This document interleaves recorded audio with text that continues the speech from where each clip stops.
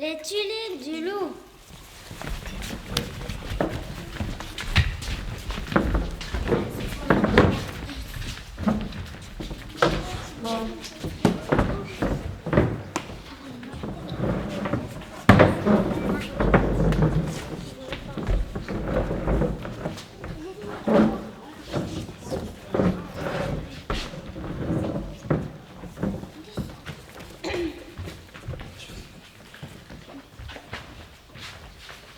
Il y a de ça très longtemps, le seigneur Béranger, sa dame Bérangère et leurs deux enfants, Héloïse et Alexandre, vivaient dans un château sur les hauteurs de Pontorroyant.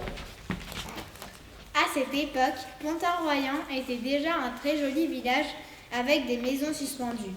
C'était un village où tout le monde se connaissait et il y avait beaucoup de passages car c'était la seule porte du côté ouest du massif du Vercors. Le château du seigneur Béranger était un grand château avec 3 tours, une pour chaque montagne qui l'entourait. Aujourd'hui, il ne reste plus que 3 tours. C'est pour ça qu'on le surnomme les 3 châteaux. À l'époque, le château était composé de 553 pièces luxueuses. Chaque porte était gardée par un vaillant. Le jardin était incroyablement grand puis vertigineux. Dès leur enfance, Héloïse et Alexandre, les 2 enfants des châtelains, adoraient les animaux. Ils avaient adopté un bouquetin abandonné par ses parents dans la forêt car il s'était blessé à la tête. Oh, gardons-le avec nous. Oui, nous le sauverons. Bon, d'accord, mais faites bien attention à vous. Nous le voulons bien car le bouquetin est un animal très affectueux et protecteur. Un jour, le seigneur Béranger, sa dame Bérangère et leurs deux enfants partent se promener en forêt en compagnie de leur garde et de leur bouquetin. Quand tout à coup, une meute de loups se jeta sur le bouquetin. Oh loup, garde, tirez-leur dessus! J'en ai eu un. Voici, j'ai tué le dernier loup. Garde, je vous ordonne de tuer tous les loups du Vercors! En ordre, seigneur Béranger.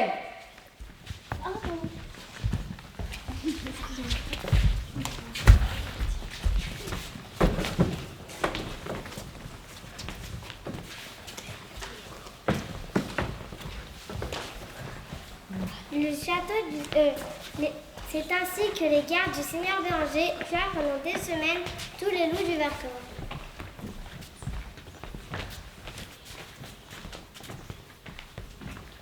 Tous sauf un. Pendant le massacre, un loup s'était caché dans la grotte qu'on appelait la grotte du diable.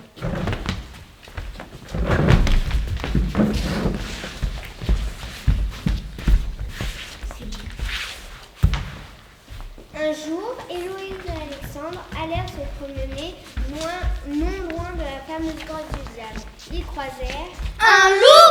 Mais je croyais que tous les loups de Vercors étaient morts! Ni une ni deux, le bouquetin font tête baissée sur le loup. Non! Bouquetin, reviens, ne le tue pas, arrête!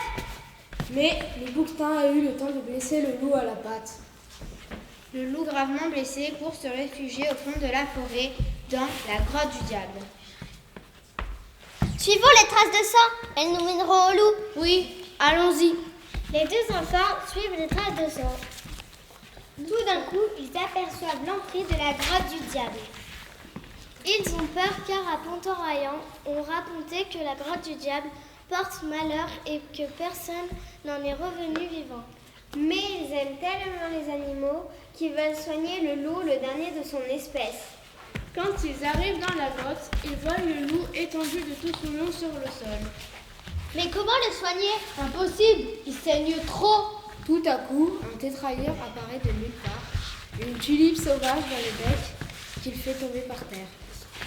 Cette fleur est magique et peut soigner toute blessure si vous la mélangez avec de la mousse de la cascade verte. Suivez-moi, je vais vous montrer un endroit où il pousse des tulipes par milliers. Le tétrailleur disparaît au fond de la grotte et le bouquetin mange la tulipe. Je rêve, le tétrailleur vient de nous parler. Regarde Héloïse, une lueur au fond de la grotte. Les deux enfants et le bouquetin avancent tout au fond de la grotte, immense aux parois vertigineuses.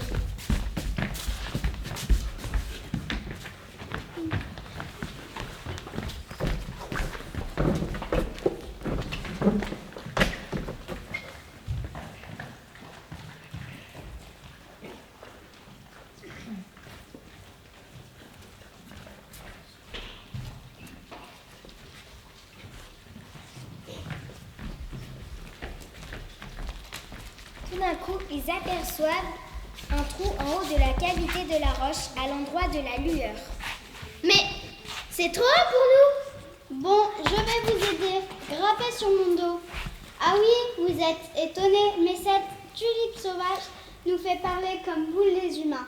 Mais nous n'entendons que ceux qui savent écouter la nature. À ces mots, Héloïse et Alexandre sont vraiment, mais alors vraiment très étonnés. Mais ils grimpent sur le dos du bouquetin, très habile sur la falaise. Il était passé à travers un trou escarpé.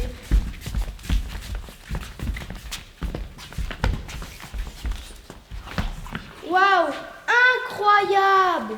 Une clairière avec de hautes herbes et de milliers de tulipes sauvages. C'est magnifique. Regardez le début de la cascade verte. Prélevez la mousse et mélangez-la avec des tulipes sauvages.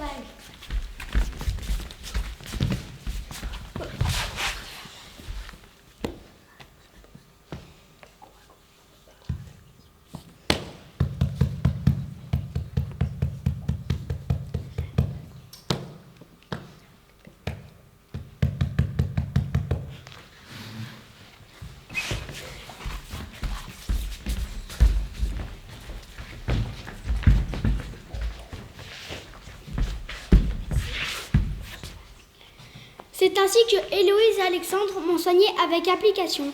Ils sont revenus me voir régulièrement sans rien dire à leur père. Ils pouvaient passer par la clairière qui était cachée aux yeux de tous.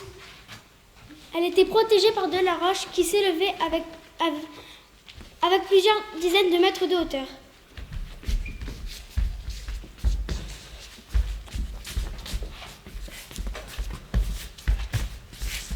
Mais moi, agile sur la roche, je les y ai emmenés à chaque fois sur mon dos. Héloïse et Alexandre sont devenus amis avec nous, les tétralyres. Aujourd'hui, les bouquetins, les tétralyres et même les tulipes sauvages sont réintroduits dans le parc naturel régional du Vercors. Car les hommes ont toujours cassé la nature sans forcément s'en rendre compte par peur ou par envie de tout posséder. Et demain, vivrons-nous en harmonie avec les montagnes? Saurons-nous prendre soin des plantes? Saurons-nous prendre soin des animaux?